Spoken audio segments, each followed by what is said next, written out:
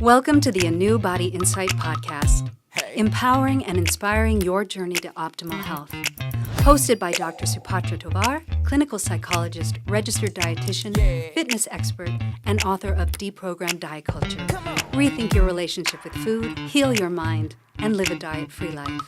And Chantal Donnelly, physical therapist and author of Settled, How to Find Calm in a Stress-Inducing World. We follow our guests' journey to optimal health, providing you with the keys to unlock your own wellness path. Tune in and evolve with us. Welcome back, everyone, to the ANEW Body Insight Podcast. We are here for the second half of our interview with author and businessman David Moerlein. David gave us some background on what inspired him to leave his 15-year job at Google and write a book called The Safety Effect. And in this follow-up episode, we're really looking forward to learning more about from David, what psychological safety can do for us in our lives, for ourselves and for our loved ones and for those we work with. So welcome back, David. So good to see you again. Thank you. So in our last section, you shared with us that psychological safety in the workplace creates more success in the workplace. And you also note in your book that mistakes are really important stepping stones to success. Give us a picture of why mistakes are so important and what kind of role they play in the workplace. Yeah, it's interesting because when I hear this question, I get this image in my head of standing on a stage in an auditorium where there's 1,000 people just sitting out there, and I just ask them to raise their hand. Anybody raise their hand if you have never made a mistake at work. How many hands do you think you would see? None. Of course, everybody's made a mistake. And I think it would, Chantal, I saw you lean in. Go ahead. I'm guessing like 50%, because 50% of the people would be totally ready to say, yes, I made a mistake. And then the other 50% would either be in denial that they made a mistake or they just wouldn't want to talk about it. So interesting. Okay. Supatra, I was imagining, and Chantal, I really appreciate that. So I think then it leads to a conversation. So if you have zero, and I would hope that most people would be self-aware enough to know that they probably have made a mistake at some point in their career. And then it would probably apply to 10,000 people or 100,000 people in the room. But it's actually a really good call that maybe not everybody would be that self-aware. Maybe half would feel ashamed maybe to say that they've ever made a mistake. And that's a really good point. And then it's worth the conversation around what leads to that fear. Like, why are we afraid of mistakes? Because even if it's 50% of the room, there's a coin flip if you're going to make a mistake or not. It's very common. So since many of us, if admit it or not, have made mistakes in our careers, the biggest difference is how we show up afterwards. How do we respond? In a non-psychologically safe environment, if I make a mistake, I might be really scared to tell people. I might just try to hide it. I might not tell my manager or tell others who might be impacted because I might just kind of hope it goes away. And that could harm me, it could harm the organization, it could harm the team. In a psychologically safe organization aligned to more of a growth mindset, we're much more likely to recognize and acknowledge that mistakes are going to happen. Even if it only happens to half of us, mistakes are going to happen. And it's okay to talk about them. So if I make a mistake in that environment, I'm much more likely, right after I recognize the mistake, to go talk to my manager and say, hey, this just happened. I'm sorry it happened. And how can we best work through it together? And we are more likely then to arrive at a better outcome on the other side. So we might feel the same things in both situations. We might feel embarrassed. We might feel a little bit ashamed. And I think that's kind of normal human response to making a mistake in a public environment.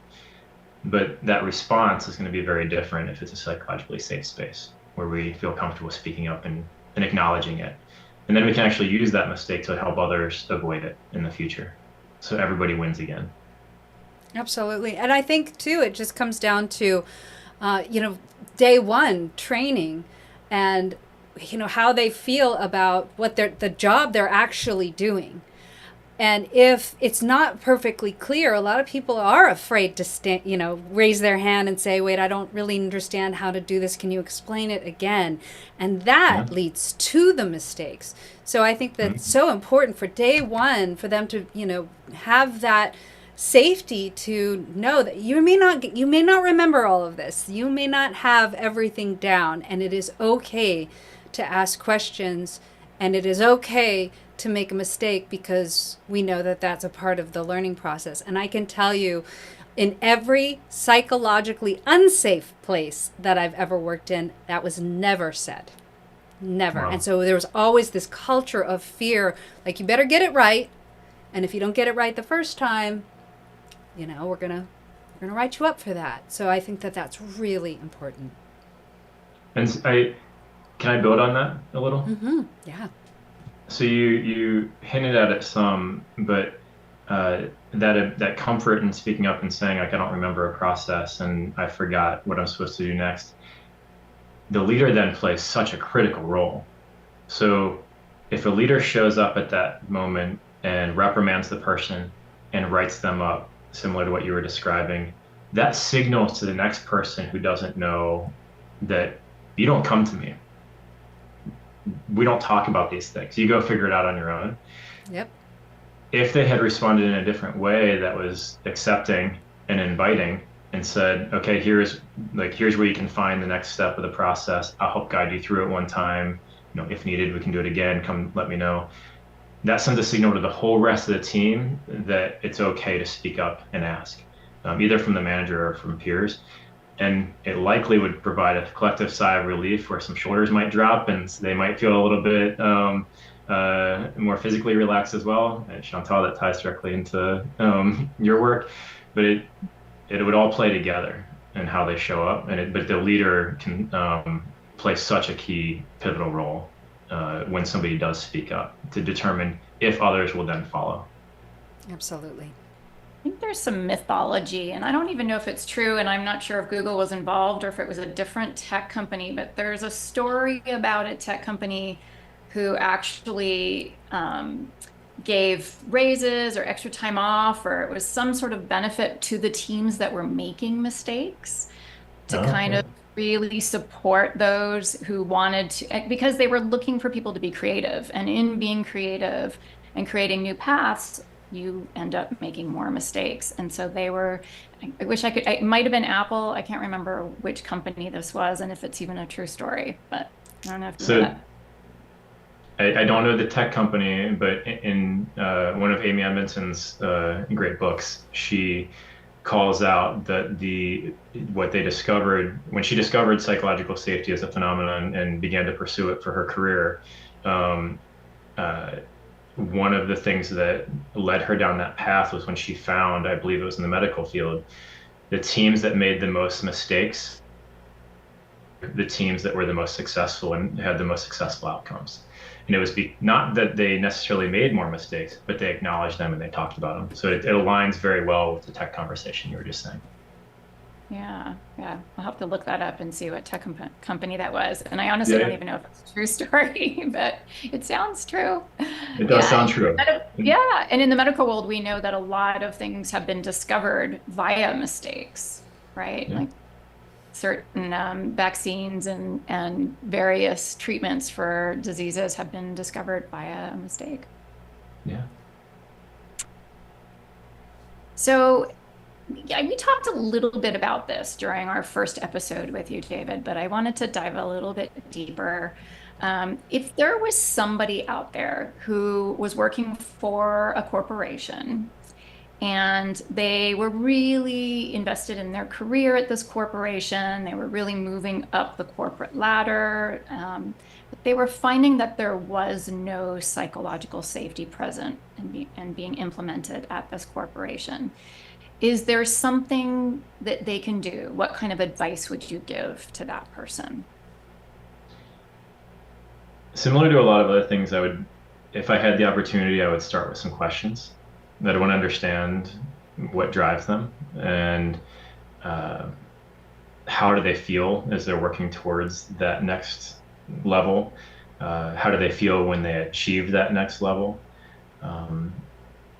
And explore some of the things, like if money was no object, what would they be doing? Just to try to uncover what are some of the intrinsic things that drive them, because those tend to be really high, strong motivators for us.